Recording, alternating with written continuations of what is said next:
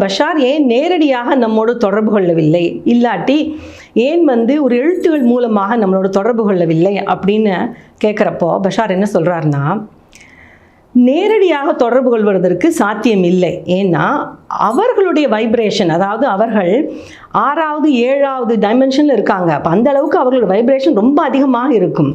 ஆனால் பூமியில் உள்ள வைப்ரேஷன் கொஞ்சம் குறைவு. அப்போது ஒரு ஹை வோல்டேஜ்னு நம்ம எலக்ட்ரிசிட்டியை தொட்டால் நம்ம என்ன நடக்கும், நமக்கு ஷாக் அடிக்கும் இல்லையா, அந்த மாதிரி அப்போ அவர்கள் நேரடியாக நமக்கு வந்தாங்கன்னா அதை பார்த்து அவர்களுடைய அந்த சக்தியை நம்மளுடைய இந்த உடல் தாங்காது. ஏன்னா அந்த வைப்ரேஷன் சரியாக மேட்ச் இல்லை. அப்படி நடக்கும்போது நம்மளுடைய உடலில் தேவையற்ற உணர்வுகள், தேவையற்ற பயம், அந்த மாதிரி மாற்றங்கள்லாம் வரும்போது நம்ம ஸ்தம்பிச்சு போவோம்.